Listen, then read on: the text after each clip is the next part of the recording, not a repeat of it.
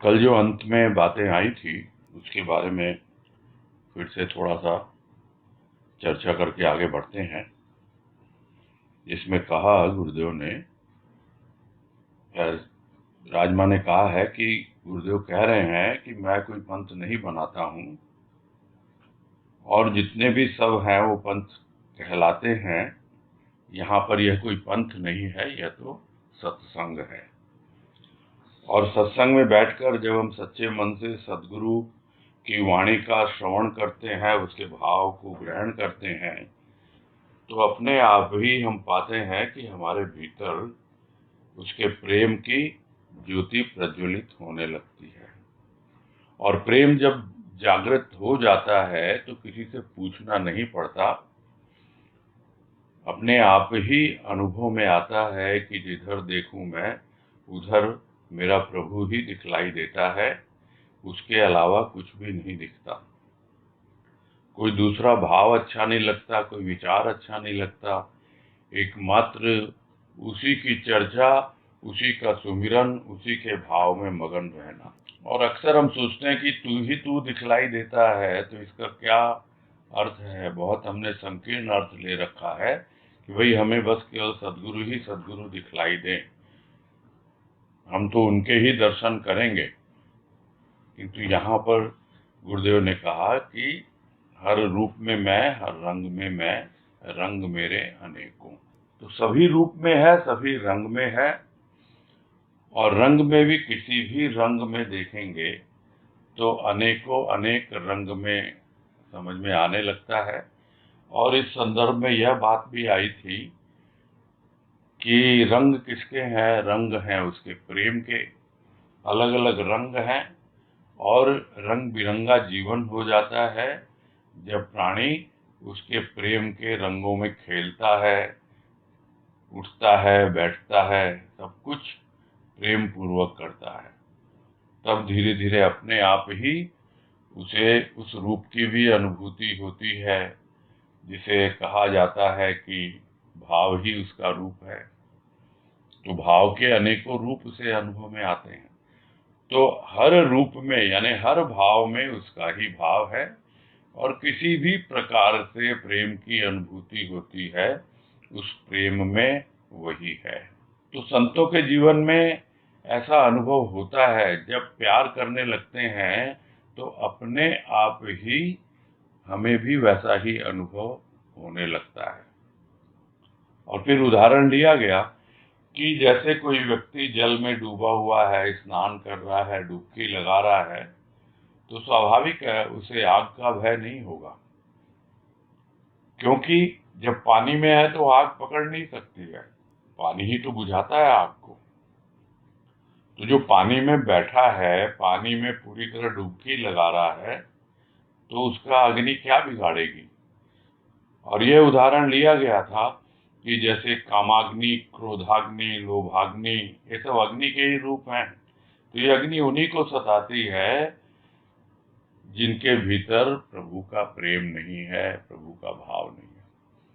जो प्रभु के प्रेम और भाव में पूरी तरह सना हुआ है, भीतर बाहर उसमें ही आकंठ डूबा हुआ है, उसे यह विषय विकारों की अग्नि स्पर्श भी नहीं कर पाती।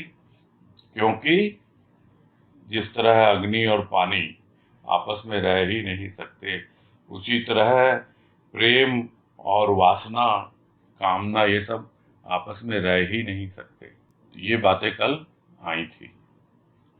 आगे है कि जिनके पास बहुत थोड़ा भजन का आधार है, वो चाहते हैं कि इस भजन के द्वारा हम अपने अंदर सुलगती हुई क्रोधाग्नि, लोभाग्नि, मोहाग्नि को शांत कर लेंगे। तो विचार पूर्वक कभी शांत कर भी लेते होंगे। हम अपने जीवन में यह चाहें कि ये अग्नि, कामाग्नि, क्रोधाग्नि, लोभाग्नि हमारा कुछ बिगाड़ नहीं सके, तो हम अपना निरंतर भजन बढ़ाते जाएं। 1 घंटे भजन करोगे, 2 घंटे भजन करोगे तो कहोगे हम थक गए।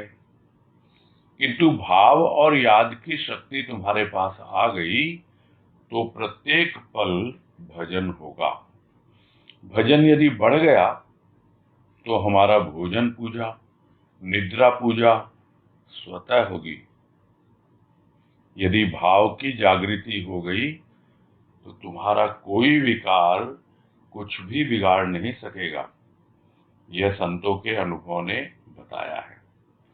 उनके समीप जो भी विकार आए, खुली हुई दृष्टि से देखा उन्होंने, निर्भय होकर देखते हैं, मैं तो हूं प्रभु के प्रेम भाव के जल में डूबा हुआ। तो ये अग्नि मेरा कुछ बिगाड़ नहीं सकती। उनके मन में भाव रहता है, इसीलिए वो सदा शांताकारम होकर रह सकते हैं। इसीलिए वे हर परिस्थिति, हर दशा में प्रसन्न होकर रह सकते हैं।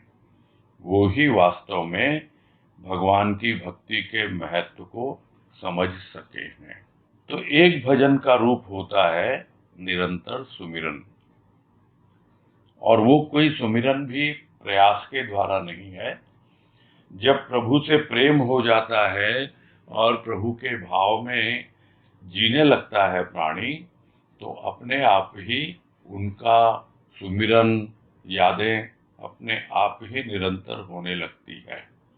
और जो विशेष करके बैठ करके या तो ध्यान में लगेंगे या भजन में लगेंगे और भजन का आधार ले रखा है उन्होंने, तो वो अगर चाहें कि भाई इस भजन के द्वारा हमारे भीतर जो क्रोध, लोभ और मोह की अग्नि जल रही है उसको हम शांत कर लेते हैं, कर लेंगे, हो सकता है कर लें। कभी कभार हो भी जाता है, विचार पूर्वक शांत कर भी लेते होंगे। किंतु यदि हम यह चाहें कि ये काम, क्रोध, लोभ की जो अग्नि है हमारा कुछ बिगाड़ न सके, तो हम क्या करेंगे कि भाई पहले घंटे भर भजन करते रहे, फिर 2 घंटे करने लगे, तो कितना कर लोगे? यहां पर यही कहने का मतलब है कि क्वांटिटी बढ़ाने से कुछ नहीं होता है, क्वालिटी इंप्रूव करनी पड़ती है। भजन भी करें तो उसमें यदि प्रेम और भाव शामिल हो जाता है तो वो 1 घंटे का क्या, आधे घंटे का भजन भी इतनी यादों में हमें भिगो देता है, प्रभु के प्रेम और भाव के रस में सराबोर कर देता है कि अपने आप ही, भले ही उस वक्त हम भजन न कर रहे हो, भीतर ही भीतर अपने आप चल रहा होता है। तो जो 1 घंटे 2 घंटे भजन करेंगे तो यही तो कहेंगे भाई हम तो थक गए। किंतु जो भावपूर्ण ढंग से उसको याद करता है और वो तुम्हारे पास आ गई, यहाँ पे शक्ति लिखा है। शक्ति का मतलब क्या है कि हमको खुद पता लगता है कि ये जब हम प्रेम और भाव का रसपान करते हैं तो वो हमारे अंतःकरण को पुष्ट कर रहा है।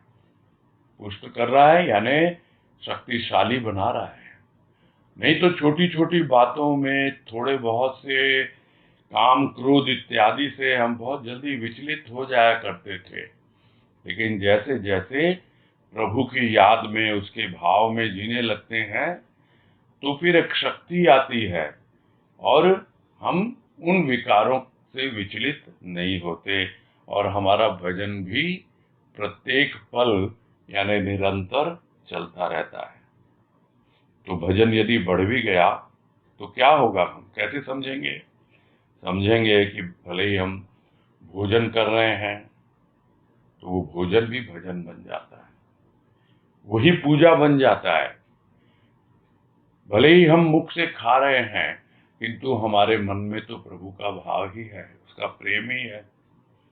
भले ही हम सो रहे हैं उसकी गोद में, जो पहले भी बात आई, यही तो है, गुरुदेव ने यही तो सिखाया, सुबह उठो तो कर्तव्य भाव से उठो और रात को सो तो प्रेम पूर्वक मेरी गोद में सो रहे हो।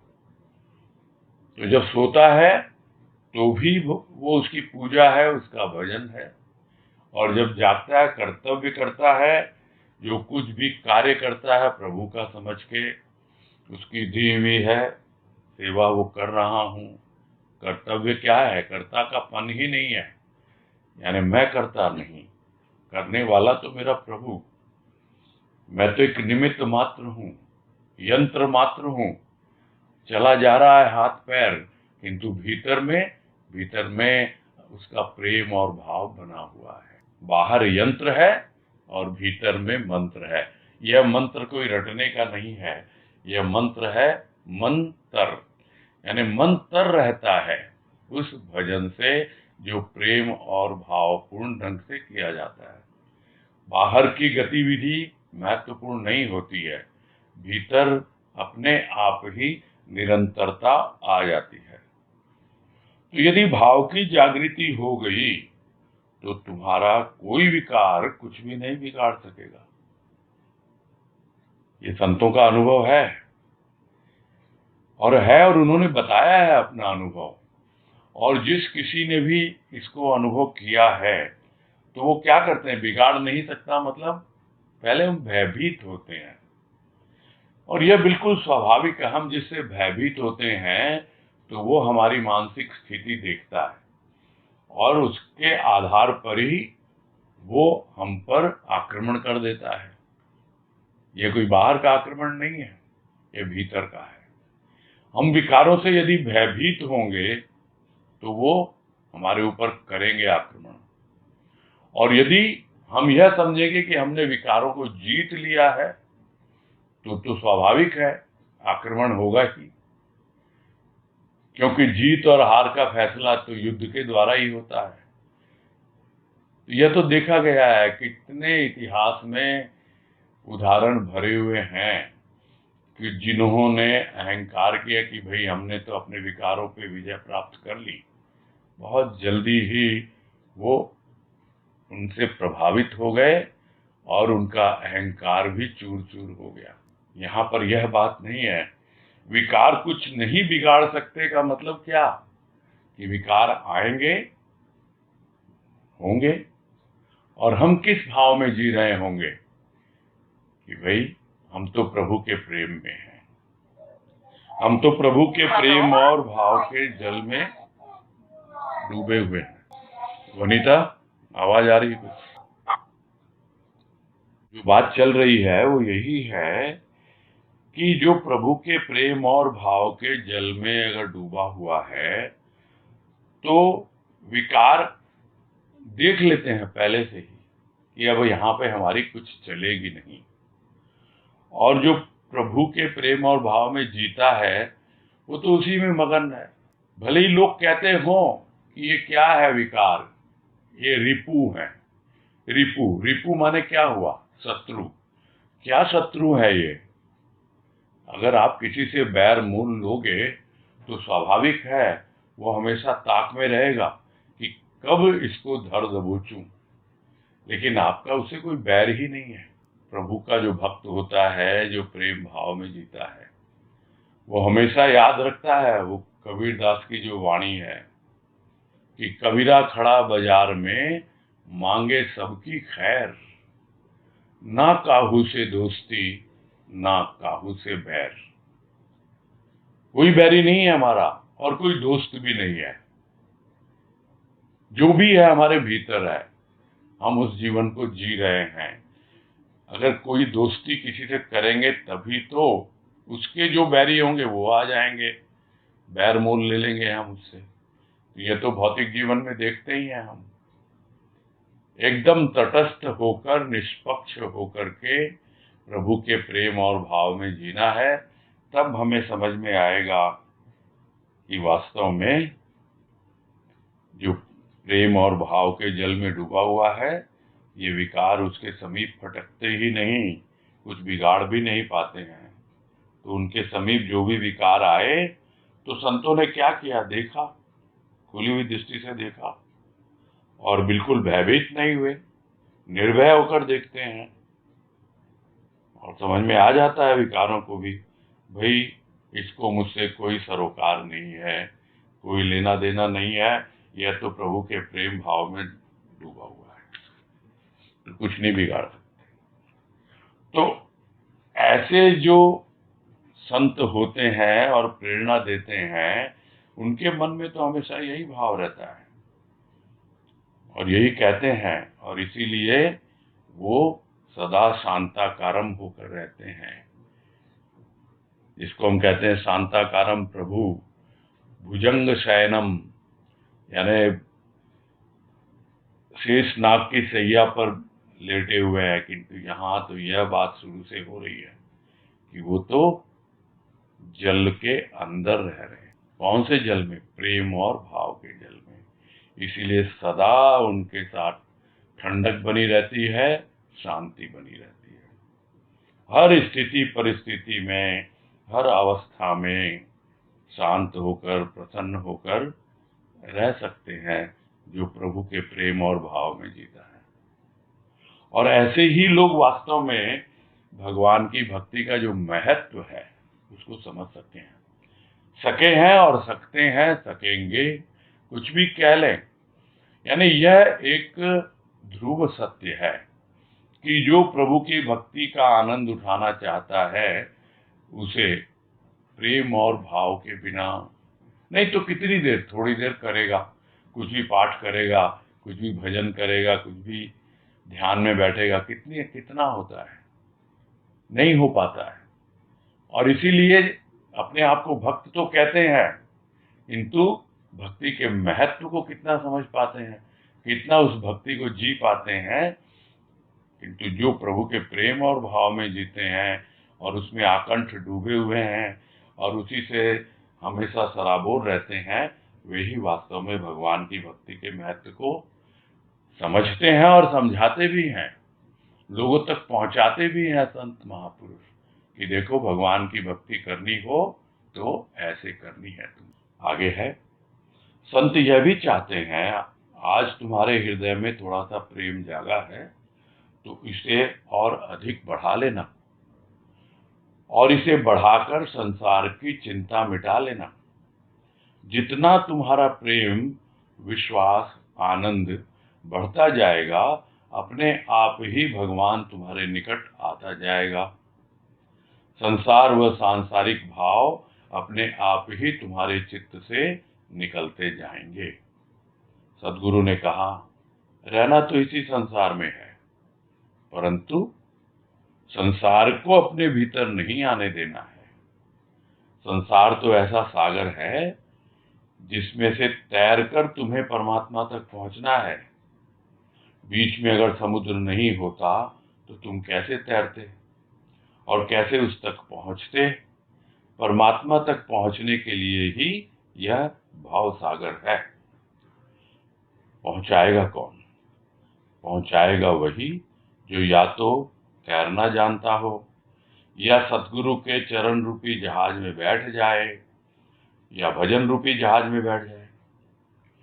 वो अपने आप ही सहज रूप में किनारे पहुंच जाएगा।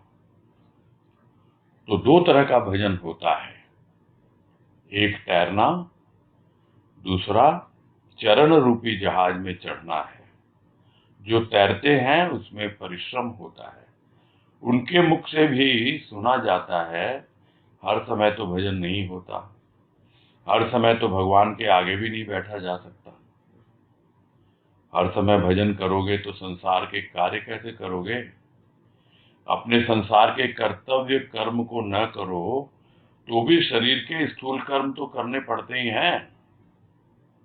थोड़ा सा देहबोध आया, वैसे ही तुम्हारे रुकने का भय अपने आप आ जाएगा।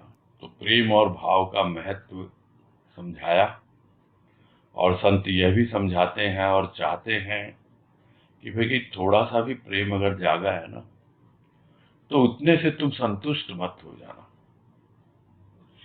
और की चाह रखना, इसे और अधिक बढ़ाते रहना। उसका कारण क्या है? जितना प्रभु का प्रेम बढ़ता जाएगा संसार की चिंता कम होती जाएगी। नहीं तो हम संसार के बारे में सोचते रहते हैं, उसी की चिंता करते रहते हैं। तो संतों का यही कहना है, यही उनकी चाहत है कि थोड़ा सा प्रेम का बीज मैंने तुम्हारे भीतर डाल दिया है, अब तुम भाव से इसका सिंचन करो और इसको पनपने दो और इसको बड़ा होने दो, और धीरे धीरे अपने आप ही जो इस वृक्ष की ठंडी छाया है उसमें बैठोगे और इसका आनंद पाओगे, और संसार की चिंता जो है, उसकी जो गर्मी है, उसकी जो धूप है, उससे अपने आप बच जाओगे। तो जैसे जैसे तुम्हारा प्रेम, विश्वास, आनंद बढ़ता जाएगा, स्वाभाविक है प्रेम आएगा तो और विश्वास भी बढ़ेगा, और आनंद तो हर अवस्था में फिर आने लगता है। जैसे भी रहें, जिस तरह भी रहें, अरे हम तो उसकी शरण में हैं, बड़े खुशी खुशी आनंद पूर्वक जीवन बिता रहे हैं, यही भाव बना रहता है। तो जितना प्रेम और भाव आता जाएगा, विश्वास आनंद बढ़ता जाएगा, तो अपने आप ही भगवान तुम्हारे निकट आता जाएगा। तुमको जाने की जरूरत नहीं है, तुम तो अपना जो काम करना है करते रहो। प्रभु की दी हुई सेवा है, उसका दिया हुआ काम है, कर्तव्य का निर्वहन करते रहो। जो कुछ भी करना है भजन करते रहो, सुमिरन करते रहो, मन में अपने आप प्रभु का प्रेम और भाव बढ़ता चला जाता है, और भगवान हमारे निकट आता जाएगा, और संसार और सांसारिक भाव अपने आप ही हमारे भीतर से दूर होते जाएंगे। पलायन करते जाएंगे कहना उचित नहीं है, क्योंकि वो भागते नहीं हैं, वो देखते हैं, थोड़ी सी जगह दे देते हैं, उनका महत्व कम हो जाता है। भागेंगे नहीं, थोड़ा सा महत्व कम हो गया, थोड़ा साइड में हो जाते हैं, हाँ भाई ठीक है, इसके भीतर अंतःकरण में अब प्रभु का प्रेम भाव आ रहा है, तो हम थोड़ा सा किनारे हो जाएं, और थोड़ा थोड़ा निकलते भी जाते हैं। जो निरर्थक हैं, जो हमने जिसे क्या कहें, बेफालतू के इकट्ठे कर रखे हैं, बहुत सारे हैं ऐसे। शांत होकर कभी बैठे, हम विचार करें, देखें कि कितने हमने फैलाव फैला रखे हैं। और इसी को गुरुदेव कहते हैं एक वाणी में कि समय रहते समेट, मन मंदिर में पैठ, कर उससे भेंट, वो वहां है बैठा हुआ, तू पैठ। तो जितना प्रेम और भाव आएगा, उतना ही भगवान तुम्हारे नजदीक आता चला जाएगा। और जब तक संभव है, जितना है, बाहर का जितना पसारा है उसे कम से कम किया जाए। आवश्यकताएं बहुत सीमित होती हैं, किंतु विलासिता का कोई अंत नहीं है। आज अवस्था यह हो गई है प्राणी की कि विलास की सामग्री इकट्ठा करता रहता है, और वही उसकी आवश्यकताओं का रूप बन जाता है, क्योंकि उसको उसकी आदत पड़ जाती है। और प्रभु का भजन, सुमिरन, उसका प्रेम भाव, वो सब बैक सीट पे चला जाता है। बैक सीट पे चला जाता मतलब कोई महत्व नहीं रखता है। किंतु जैसे ही उसका महत्व समझ में आता है, तो सांसारिक भाव अपने आप ही हमारे भीतर से निकलने लगते हैं, कम होने लगते हैं। तो यही कहा सदगुरु ने कि भाई रहना तो इसी संसार में है, किंतु संसार को अपने भीतर नहीं आने देना है। यानी हमारे बाहर बाहर रहे संसार, भीतर न रहे, भीतर रहे प्रभु का प्रेम और भाव। किंतु होता क्या है, जिसको कहा जाता है कि खाली दिमाग शैतान का घर। तो जब खाली होता है दिमाग, तो उसके अंदर घुसी जाते हैं शैतान। शैतान यानी विषय विकार, और संसार के जो भी विचार हैं उनमें तो इन सब लोभ का, मोह का, काम, क्रोध, जितने विकार है वो लिपटे रहते हैं उसमें। वो छद्म वेश में भेष बदल कर हमारे भीतर घुसते हैं, और हम उनको पहचान भी नहीं पाते हैं। इनको भीतर घुसने नहीं देना है, सांसारिक भावों को, क्योंकि वो निकल तो रहे हैं, फिर आएंगे, पुराने परिचित हैं, बार बार दरवाजे पे दस्तक देंगे, किंतु तुम्हें रहना इसी संसार में है, अपने भीतर नहीं आने देना। इस जिस तरह सागर है, तो रहना तो सागर में ही है, किंतु यदि हम सागर के पानी को पी लेंगे, पूरा भीतर में ले लेंगे, तो हम क्या होगा, डूब जाएंगे। और वही हाल होता है साधारण प्राणी का। तो संसार तो ऐसा सागर है जिससे तैर के तुमको पार करना है। और अगर तैरने वाला अगर पानी पी ले, उसके पेट में पानी चला जाए तो कैसे तैरेगा, वो तो डूब जाएगा। यानी भीतर लेना ही नहीं है संसार को। और सागर इसीलिए बनाया गया है, ये भव सागर, कि भाई तुम परमात्मा तक पहुंचो। तो समुद्र नहीं होता अगर बीच में, यानी भव सागर नहीं होता, तो हम कैसे तैरते और कैसे उस तक पहुंचते। तो परमात्मा तक पहुंचने के लिए ही यह सृष्टिकर्ता ने भव सागर का निर्माण किया है। कोई भी इस संसार में, जिसे हम कहते हैं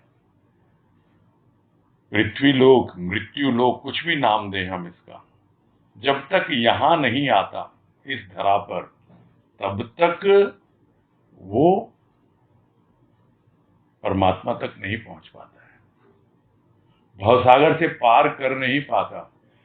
क्योंकि भव सागर, भव यानी संसार, इस संसार रूपी सागर को पार करने के लिए यहां आना ही पड़ेगा।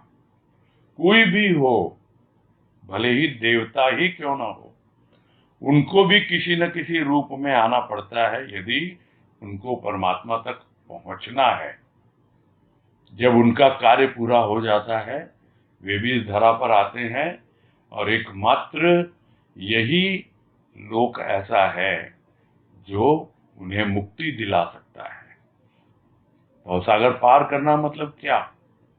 परमात्मा में समा जाना, मुक्त हो जाना आवागमन के चक्र। तो ये भवसागर अगर नहीं होता, समुद्र नहीं होता, तो कैसे तो तुम तैरते और कैसे उस तक पहुंचते। इसीलिए तो भवसागर बनाया गया है। तो कौन पहुंचेगा? तो दो तरह के लोग हैं जो पहुंच सकते हैं। एक जो तैरना जानता हो, और दूसरा जिसे सदगुरु के चरण रूपी जहाज मिल गया हो। तो जो तैरना जानता है वो भी थक जाता है। तो एक तो हुआ भजन रूपी जहाज में बैठ जाओ। ये भजन क्या है? यहाँ सुमिरन, भाव और प्रेम में डूबे रहना, उसकी यादों में रहना। तो वो अपने आप ही सहज रूप में किनारे पहुंच जाता है। तो एक भजन का रूप कह लें या भक्ति का रूप कह लें, तो उसमें स्वयं पुरुषार्थ करना पड़ता है, और वो ज्ञान का मार्ग है, और उसमें तैरना होता है। और एक है शरणागति का भाव, समर्पण का भाव, जिसके भीतर भक्ति है, और वो अपने प्रभु के चरणों का आधार लेते हैं। जहाज रूपी है वो, और उस जहाज में चढ़ते हैं और भवसागर पार करते हैं। तो जो तैरते हैं उनको तो परिश्रम होगा ही, माना भी है, स्वाभाविक है वो। तो उनके मुख से भी सुना जाता है कि भाई हर समय तो भजन नहीं होता, हर समय तो भगवान के आगे नहीं बैठा जा सकता, हर वक्त तो चिंतन मनन नहीं किया जा सकता, हर वक्त तो जागरूक रहा नहीं जा सकता। तो हर वक्त जागरूक रहने को कोई कहता भी नहीं है। आपके सामने दोनों ऑप्शन है, चलते भी रहो, तैरते भी रहो, और साथ साथ जहाज पे बैठ भी जाओ जब थक जाओ तो। और दोनों काम चलते रहने चाहिए। बाकी यह है कि यदि पूरी तरह से समर्पण है तो फिर निश्चिंत होकर चरणों का आधार लें और चरण रूपी जहाज पे चढ़कर भवसागर पार हों। तो हर समय यदि भजन में ही लगे रहोगे ऊपर के रूप में, तो संसार के कार्य कैसे करोगे? तो इसलिए देह बोध जरूरत होती है। यानी संसार के कार्य करने के लिए तो संसार में आना ही पड़ता है। देह बोध नहीं है, तो जैसे ही देह बोध आएगा तो अपने आप लगेगा मेरा भजन तो रुक गया, उसमें तो विक्षेप आ गया, अब कैसे होगा, और फिर मन में भय होने लगता है। तो इसलिए ये ऑप्शन साथ में रखना चाहिए हमेशा कि भाई तैरेंगे भी, और चरणों का आधार तो है ही। थोड़ा सा मन बहलाने के लिए हम सागर में डुबकी लगा लेते हैं, तैर लेते हैं। लेकिन जिनको तैरना नहीं आता है स्वाभाविक है वो जहाज पे ही बैठे रहते हैं और ठंडी ठंडी हवा का आनंद लेते हैं। किंतु जो तैरना जानते हैं वो डुबकी लगाते हैं और नहाने का आनंद भी लेते हैं उस सागर में। तो अपनी अपनी चॉइस है, उसके अनुसार है। देहबोध में नहीं आना है। सबसे बड़ी बात यहाँ पर यही है कि ये संसार के कर्तव्य और कर्म जो भी करना है, किंतु देहबोध को नहीं लेके आना है। प्रभु के भाव में ही, उसी के बोध में हमेशा मगन रहना है। आगे है, एक तो अपने परिश्रम से पार होते हैं और एक प्रभु के चरणारविंद में बैठ जाते हैं और ये भाव रखते हैं कि हमने अपने आप को भगवान को सौंप दिया है। न तो हमें हाथ पैर मारने हैं और न चलना है और न हमें अब किसी बात की चिंता करनी है। तेरे चरण तो ऐसे जहाज हैं, तू अपने आप ही पतवार चलाएगा। हम भवसागर से पार नहीं जाएंगे। वे नहीं कहते ये तो बड़ी निर्भरता हो गई, ये तो बड़ी दास्ता होकर भी वो दास्ता नहीं है। हाथ पैर चलाने में तो थोड़ी तन की शक्ति लगानी पड़ती। इन चरणों में चढ़ने के लिए मनुष्य को बहुत बड़ा मूल्य चुकाना पड़ता है। संत के चरणों में वो ही चढ़ेंगे जिनके हृदय में पूर्ण विश्वास होगा, पूर्ण श्रद्धा होगी। भूल से भी अपने अहं को बचाकर नहीं रखना चाहेंगे। जो इन चरणों में चढ़ेंगे वो भवसागर से पार हो जाएंगे। भजन के लिए जब किसी से कहा जाता है, वो यही पूछता है कि क्या करना है, तो सद्गुरु ने कहा, अब करने का अभिमान छोड़, अब करना कुछ नहीं है, अब तो कुछ होना है, बनना है। हम जितना उसके समर्पित होते चले जाएंगे, अपने जीवन में परिवर्तन होता पाएंगे और ये चमत्कार पाते हैं कि देह यही है, जीवन यही है, प्राण यही है, पर कहीं पर हमारा भाव बदल गया। तो यही कह रहे हैं कि एक है अपना परिश्रम, परिश्रम करके पार होते हैं, और दूसरे प्रभु के चरणारविंद में बैठ जाते हैं और ये भाव रखते हैं कि अपने आप भगवान को सौंप दिया है, तो हमें क्या हाथ पैर मारने की जरूरत है। सुनने में बड़ा आसान लगता है ये रास्ता, ये तरीका। बस बैठ गए भगवान के चरणों के जहाज पर, और अब तो वो अपने आप ही पतवार चलाएगा और अपने आप ही हम भवसागर से पार हो जाएंगे। कहना बड़ा आसान है, करना बहुत कठिन है। इसीलिए कह रहे हैं कि जो थोड़ा बहुत भी चलाता है अपनी, तो वो तो यही कहेगा ना, देखो ये कोई बात हुई, आप तो पूरी तरह ही निर्भर हो गए अपने भगवान के ऊपर, निर्भर हो गई, निर्भरता हो गई, और आप तो पूरी तरह उसी के दास हो गए। तो कहने को तो निर्भर है उस पर, कहने को तो दास है, किंतु दास होकर भी वो उदास नहीं है। ये दास्ता एक अलग तरह की है, प्रसन्नता है। नहीं तो हम तो बंधे हुए, हम तो परिस्थिति के दास हैं, क्या करें, ऐसा समय वैसा काल, ये हो रहा वो, यानी हम इतना अपने आप को असहाय अनुभव करते हैं और हम इतना ज्यादा अपने आप को समझते हैं कि हम तो कुछ कर ही नहीं पा रहे हैं, हम तो दूसरों पर इतना निर्भर हो गए, क्या करें अब। किंतु यह निर्भरता वो नहीं है, यह दास्ता वो नहीं है। उसी को समझाया बाद में कि भाई देखो, हाथ पैर चलाने में तो थोड़ी बहुत शक्ति लगानी पड़ती है, किंतु चरणों में चढ़ने के लिए, उसके लिए तो बहुत मूल्य चुकाना पड़ता है। ये कोई बोलने के लिए नहीं होता है। इस पूरा जीवन जो है वो दांव पर लगाना पड़ता है। जो पहले भी बात आई थी कि प्राणों की बाजी लगानी पड़ती है। उस प्राणदाता को प्राण सौंप दो अपने आप, तब समझ में आएगा। तो हाथ पैर चलाना वो सिखाएगा, नहीं सिखाएगा उसकी मर्जी।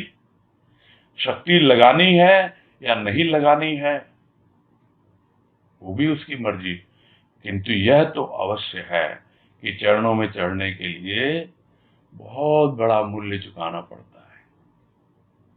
तो वही चढ़ते हैं जिनके हृदय में पूर्ण विश्वास है, पूर्ण श्रद्धा है, और इतना ही नहीं, पूर्ण समर्पण है। समर्पण हो जाएगा तो फिर अहंकार नहीं आएगा। समर्पण हो जाएगा, क्या है, पहले भी बात आई कि क्या है वो चीज जो समर्पण के लिए प्रेरित करती है। वो है प्रेम। जब किसी से प्रेम हो जाता है तो उसके सामने अपने आप समर्पण हो जाता है कि अब कर भाई, तुझे जो करना है। समर्पण नहीं हो रहा है, इसका मतलब कहीं ना कहीं किसी न किसी रूप में हमारे प्रेम में कमी है। श्रद्धा भी हो जाती है, विश्वास भी हो जाता है, किंतु प्रेम की वो अवस्था नहीं बनती जो कि हमारे अहंकार को पूरी तरह मिटा दे। प्रेम आएगा तो अहंकार रहेगा नहीं, यह भी बिल्कुल स्वाभाविक है। तो बचाकर नहीं रखना चाहेंगे। कौन चाहता है अहंकार को बचा के रखना? ये तो अपने आप आता है, बार बार आता है। क्यों? क्योंकि उसको थोड़ी सी जगह मिल जाती है, वो खाली जगह जहां प्रेम नहीं है। और जब पूरी तरह हमारे भीतर प्रेम ठसाठस भरा हुआ हो तो फिर क्या होगा? जगह ही नहीं मिलेगी अहंकार को आने के लिए। तो बचाकर नहीं रखना चाहेंगे, उसके लिए करना क्या? प्रेम से, भाव से भर जाओ पूरा। और जो इन चरणों में इस तरह चढ़ेंगे वो अपने आप ही भवसागर से पार हो जाएंगे। तो हर कोई पूछता है भाई कि भाई भजन होता, आप लोग बातें करते हो इतनी, भजन करो भजन करो। तो वो यही पूछता है, करना क्या भाई हमको भजन के नाम पर, क्या किया जाए? तो सदगुरु क्या कहते हैं कि भाई अभिमान करना छोड़, करना कुछ नहीं है, छोड़ना है, अभिमान करना छोड़ना है। और अभिमान करना जब छोड़ देगा तो अपने आप ही जो कुछ होना है या बनना है वो बन जाएगा। सबसे बड़ा बाधक यह अभिमान, अहंकार यही बनता है भजन में, प्रेम में, भाव में, हर जगह है। ये नए नए रूप लेके आता है।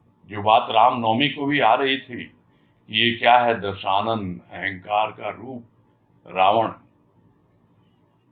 इसको आधार चाहिए, सर को धड़ चाहिए, धड़ को पांव चाहिए। ये सब पूरा नीचे से लेके ऊपर तक, यानी स्थूल से लेके सूक्ष्म की सब स्थिति परिस्थिति, सब में अहंकार घुसा हुआ रहता है और अपना सिर उठा के चलता है। कैसे गिरे ये? यही है, इसको गिराना है। और यह एकमात्र सदगुरु के चरणों में ही गिर सकता है। और हम बिल्कुल निश्चिंत होकर अपना जीवन यापन कर सकते हैं। करना नहीं है कुछ, अब तो अपने आप होना है जो होना है, और करने वाला करेगा। और हमको जो बनना है, जो हम पहले से बने बनाए हैं, किंतु इस अहंकार ने उसमें बाधा डाल रखी है।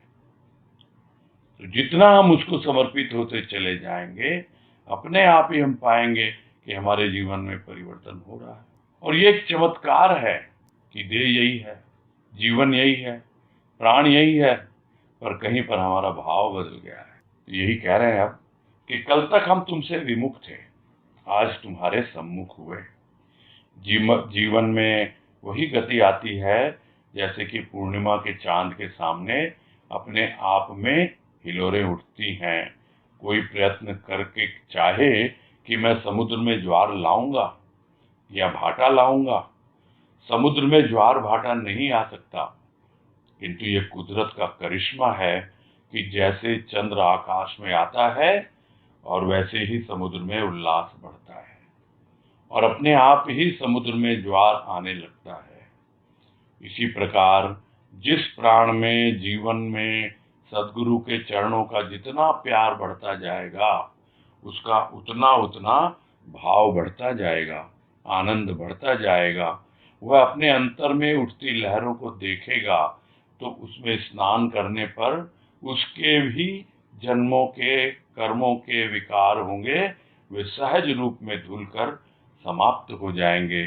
जैसे समुद्र गंदगी को लहरों के साथ किनारे पर छोड़ देता है, उसी प्रकार आनंद की उठती हुई लहर भी इस संसार के अपने भीतर में जो उठे हुए भाव हैं उन्हें छोड़कर केवल शुद्ध बुद्ध आनंद स्वरूप में मगन रहती। तो जितना समर्पण होता जाता है, जीवन में परिवर्तन होता जाता है। और ये एक चमत्कार ही लगता है कि शरीर वही है, जीवन वही है, प्राण भी वही है, सब कुछ तो वही है, तो कुछ तो बदला है ना। क्या बदला है? भाव बदला है, विचार बदले हैं। और यह जो परिवर्तन है यही वास्तव में स्थायी परिवर्तन है। बाहर के परिवर्तन प्रकृति धूमिल कर देती है, किंतु जो भीतर का परिवर्तन होता है सद्गुरु की कृपा से, उसके प्रेम और भाव के आधार से वो स्थायी बन जाता। और हमें लगता है कल तक तो हम तुमसे विमुख थे, दुनियादारी में जी रहे थे, और आज तुम्हारे सम्मुख हुए हैं। तुम्हारा प्रेम और भाव हमारे जीवन में आया, क्या से क्या कर रहा है ये। और गति आने लगती है, लहरें उठने लगती हैं भीतर। और यहाँ उदाहरण फिर लिया कि पूर्णिमा का चांद होता है और सागर में अपने आप लहरें उठती हैं। तो कोई अगर खुद कोशिश करे, प्रयास करे कि मैं सागर में ज्वार या भाटा ला सकता हूं, संभव नहीं है, नहीं ला सकता है। किंतु यह तो प्रकृति के खेल हैं कि जैसे ही पूर्ण चंद्र आता है ज्वार उठने लगता है, और उसी तरह जैसे चंद्रमा की कलाएं हैं और धीरे धीरे वो भाटा भी आ जाता है, समुद्र में उल्लास बढ़ता है। और उसका क्या कारण है तो गुरुदेव ने समझाया एक जगह, ये चंद्रमा जो है यह समुद्र का पुत्र है, और अपने पुत्र को पूरी तरह विकसित होता हुआ देखकर पूर्णिमा के दिन वो इतना प्रसन्न होता है कि बस यही चाहता है कि मैं उसे चूम लूं, उसे अपने आलिंगन में बंद कर लूं, बांध लूं। और इसीलिए ऊपर उछलता है वो सागर। उसकी अपनी मजबूरी है, किंतु भाव समझ में आता है कि उसके हृदय में कितना उल्लास है, कितनी हिलोरें उठ रही हैं, तब जाकर। नहीं तो कोई प्रयत्न करे नहीं, उसके द्वारा संभव नहीं हो पाता है, अपने आप होता है। ये कब होता है कि जिसके जीवन में सद्गुरु के चरणों का प्रेम बढ़ता चला जाता है, जिसके प्राणों में उसका भाव समा जाता है, अपने आप ही भाव बढ़ता जाएगा, प्रेम बढ़ता जाएगा, आनंद बढ़ता जाएगा, हृदय में उल्लास, उमंग ऐसे ही हिलोरें मारेंगी। और फिर वो देखेगा अपने अंतर में, उन उठती हुई लहरों को देखेगा और अपने अंतःकरण में पूरी तरह उसमें डूब जाएगा, स्नान कर लेगा। और उसे अनुभव होता है कि न जाने कितने जन्म जन्मांतर के जो संस्कार थे, जो विकार थे, कर्मों के रूप में पीछा नहीं छोड़ते थे, वो सहज रूप में ही प्रवाहित हो रहे हैं। और जैसे समुद्र जो भी गंदगी होती है वो लहरों से बहाकर उसे किनारे पर छोड़ देता है, तो वैसे ही जो प्रेम और भाव की लहरें, जो आनंद की लहरें उठती हैं भीतर में, तो सहज रूप से वो किनारे लग जाती हैं, यानी हमारा कुछ भी बिगाड़ नहीं सकती। तो जन्म जन्मांतर के जो संस्कार हैं, जो कर्मों का फल हम कहते हैं जिनको, ये हम उन कर्मों का फल भोग रहे हैं, ये हमारे संस्कार ही ऐसे हैं, क्या करें। ऐसा कुछ नहीं है, जब भीतर में सद्गुरु का प्रेम आता है और प्राणों में उसका भाव प्रवाहित होने लगता है, श्वास श्वास में उसका सुमिरन होने लगता है, तो अपने आप ही जितनी भी गंदगी है हमारे अंतःकरण में वो किनारे लग जाएगी, हमें विचलित नहीं करेगी। तो आनंद की उठती हुई लहरें भी इसी तरह संसार में के भीतर जो उठते हुए भाव हैं उन्हें छोड़ देती है और केवल शुद्ध बुद्ध आनंद स्वरूप में मगन रहती है। उसको अनुभव करना बहुत आवश्यक है। आगे है, हम भाव योगी संत के चरणों में बैठे हैं और संत ने कहा, अभी तक तो तुम्हारे जीवन का जल धरती में समा रहा था, अब तो अपने भाव को जैसे रेगिस्तान में वर्षा हो जाए वहां हरियाली नहीं आती। इस संसार को लुटाया था, संसार को हम कितना भी भाव अर्पित करें हमारे चित्त में वैसा भाव नहीं आ सकता जैसा आनंद परमात्मा के दर्शन में आता है, जैसा आनंद भाव में आता है। तो हम भावयोगी संत के चरणों में बैठे हुए हैं। स्वाभाविक है हमारा जीवन उन्हीं चरणों का आधार लेकर इस भाव सागर को पार करने की दिशा में आगे बढ़ रहा है। किंतु उसके पहले क्या था? उसके पहले तुम्हारे जीवन का जितना भी जल था वो धरती में समा रहा था, यानी इस स्थूल में ही रमे हुए थे तुम। जैसे रेगिस्तान की धरती होती है, बालू होती है, सब कुछ सोख लेती है, उसी के अंदर समा रहा था तुम्हारा जो कुछ भी भाव विचार, सब तो कितनी भी वहां पे भाव की वर्षा कर दो हरियाली नहीं आ पाती है, क्योंकि वो सब कुछ सोख लेती है बालू। वैसे ही ये स्थूल का भाव, उसी में जो जीवन जल था, यानी जो कुछ भी भीतर में रस था, वो सब कुछ सूख गया, पता ही नहीं लगा प्राणी को। और जब उसके चरणों में बैठते हैं तब वो समझाता है संत कि अब तक तो तुम्हारा ये जीवन था और अब क्या करना, अब अपने भाव को अर्पित करें प्रभु के लिए, संसार के लिए नहीं। तो संसार को कितना भी भाव अर्पित करें हमारे चित्त में वैसा भाव आ ही नहीं सकता जैसा परमात्मा के दर्शन में आता है, उसके भाव की अनुभूति में आता है, वो आनंद आ ही नहीं सकता। तो इन सब बातों का सार क्या है? इतना ही है कि हम संत की शरण में बैठे हैं, उसके चरणों का आधार लेकर इस भवसागर को पार करना है, और जो भी प्रेम और भाव की वर्षा हो रही है उसको दुनियादारी में, भौतिकता में नहीं लुटाना है।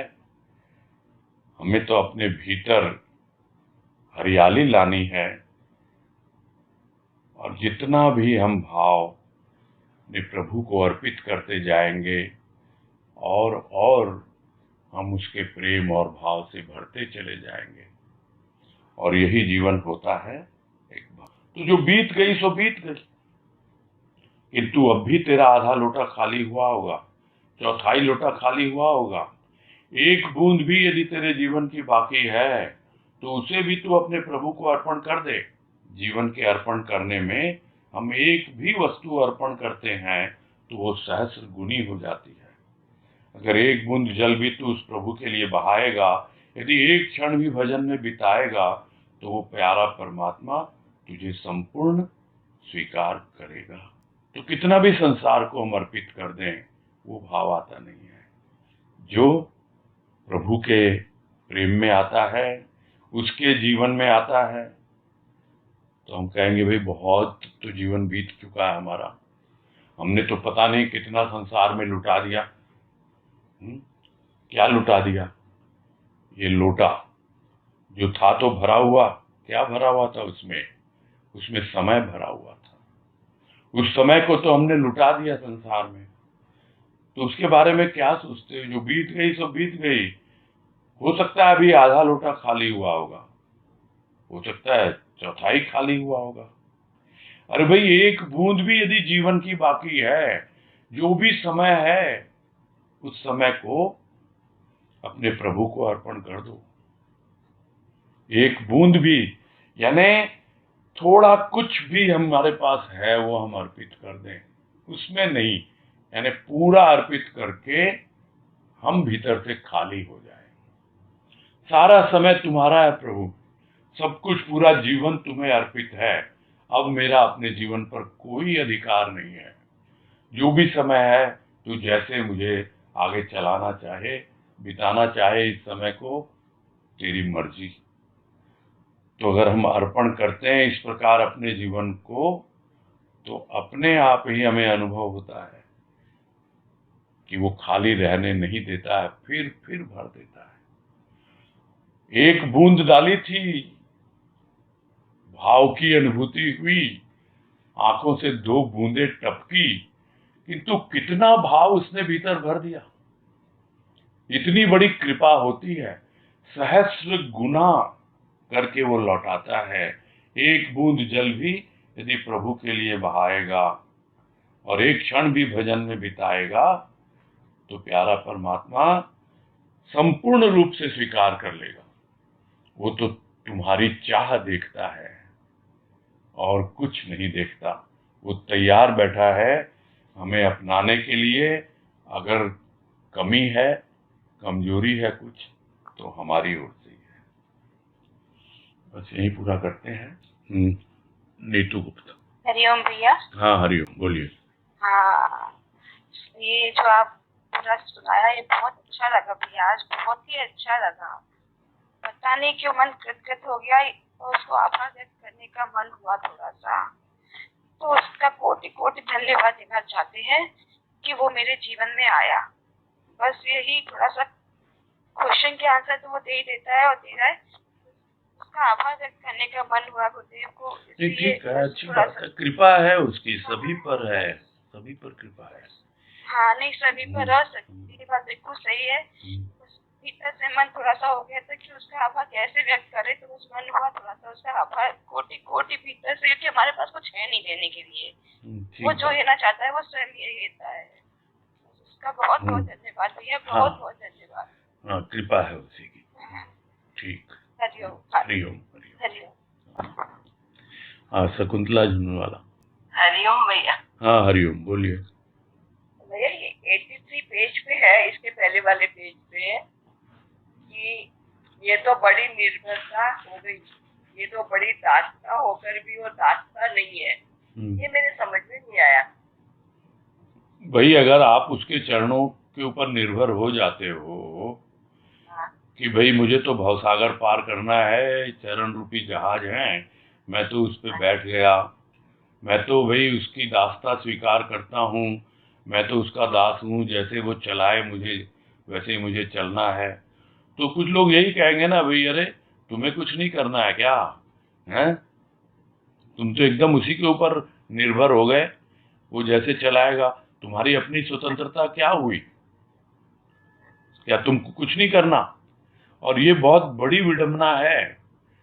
जो भक्त है वो समझ लेता है और साधारण प्राणी समझ नहीं पाता है। वो उसको बोलता है अरे ये कोई जीवन है, क्या भक्ति कर रहे हो, कुछ भी तो तुम्हारे हाथ में नहीं है, सब कुछ तो वही कर रहा है तुम्हारा। वो बोला बहुत दिन चला के मैंने देख ली अपनी जिम्मेदारी कितनी निभा सकता हूँ, थक चला हूं मैं अब, इसीलिए मैं उस पर निर्भर हूँ। होता नहीं, जब हम बड़े हो जाते हैं, बुजुर्ग हो जाते हैं, तो भौतिक रूप से हम अपने बच्चों पे निर्भर होने के लिए तैयार हो जाते हैं, तो पहले से ही भगवान पे अगर निर्भर हो गए तो हमें क्या फिर बुढ़ापे की चिंता करनी है। वही है, पहले दुनिया की दास्ता थी, यानी उसकी चाकरी करते थे हम, सबको खुश करने में लगे रहते थे। अब भगवान को खुश करते हैं, उसकी चाकरी करते हैं, यही जीवन है और कुछ नहीं है। तो भाव यहाँ पर यही है। ठीक है। बहुत सुंदर लगा भैया, आज का तो एक एक शब्द ऐसे लग रहा है जैसे सुन के भी रोंगटे खड़े हो रहे हैं एक एक शब्द में। बहुत नहीं, कृपा है उसकी, वो तो देखो वो जाने उसका कहाँ से ये चीजें मिल गई है हमको पता नहीं भैया, कहाँ से आई है, कभी जीवन में सोचा भी नहीं था कि ये सब सुनने के लिए सब चीजें भी हमें मिल जाएगी। बहुत बहुत नहीं, शुक्र सोचने की भैया, जरूरत नहीं है, वो बहुत तो शुक्र कृपा करता है, छप्पर फाड़ के देता है, निरक्ष रहो, है ना। सारे आवरण आपके छिन्न भिन्न कर देता है वो। जो बहुत कुछ भी, बहुत हाँ, बहुत आनंद। बिल्कुल बिल्कुल, हाँ जी। हरिओम हाँ, हरिओम भैया। हरिओम हरिओम। हाँ, सुनीता जालान। हरिओम भैया, हाँ, प्रणाम। हाँ, हरिओम, बोलो। भैया ऐसे कैसे अपन जो थोड़ी बहुत भक्ति करते हैं फिर भौतिकता में लुटा देते हैं, हम्म। तो वो थोड़ा सा ध्यान नहीं रहता कैसे हम मतलब उसको लुटा देते हैं। क्या बताऊं मैं, सबका अपना अपना अनुभव है, तजुर्बा है सबको इसका। थोड़ा सा रस मिलता है, थोड़ा अच्छा लगता है, लेकिन दुनियादारी इतनी हावी रहती है, भौतिकता इतनी हावी रहती है कि हम बस उससे यही आग्रह करते हैं, अरे भाई मेरा ये काम कर दे, मेरी ये समस्या है, मेरे साथ ये है वो है। तो ऑब्वियसली उसमें अपनी जो पूंजी है वो तो खर्च होती ही होती है ना। जो कमाई की है हमने भक्ति के द्वारा, यानी प्रेम और भाव में जीकर, तो वो उसमें तो कमी आ ही जाती है, इसमें कोई संदेह नहीं है। आपने जब छोड़ दिया तो छोड़ दो ना, अपनी ओर से क्यों हम उसको बोले मेरा ये कर दे, मेरा वो कर दे। जब हमने छोड़ दिया उस पे तो अपने आप करने दो उसको। जब अपने आप करेगा वो, तो उसमें कुछ बर्बाद नहीं होगा, वेस्टेज नहीं होगी। हमारा काम क्या है, हमारा काम है, हमारा जितना भी समय है वो अच्छी तरह से व्यतीत हो, हमारा जीवन, और पूरी तरह से उसकी भक्ति में ही समर्पित हो। तो यह अगर जीवन होता है तो हम अपना समय जो है, अपना टाइम जो है, वो इन्वेस्ट करते हैं। इन्वेस्ट करते हैं यानी पूंजी हम निवेश करते हैं बहुत अच्छी जगह।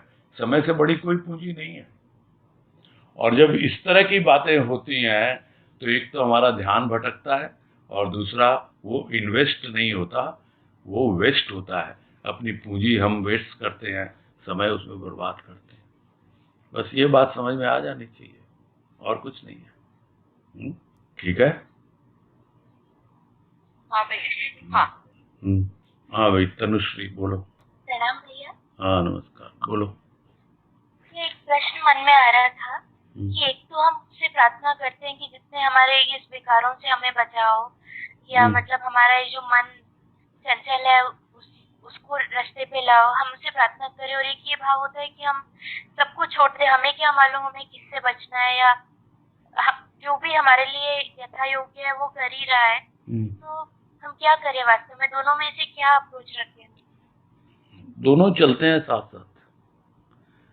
अगर दिखता है तो बोलेंगे भाई ये आ रहा परेशान कर रहा मेरे को, नहीं बोलेंगे।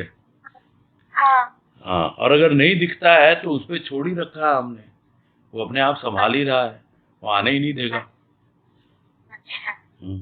दोनों चीजें चलती हैं साथ साथ। हाँ भैया, स्पष्ट हुआ। हाँ भैया, प्रणाम, हरिओम। हरिओम। ठीक है, फिर पूरा करते हैं।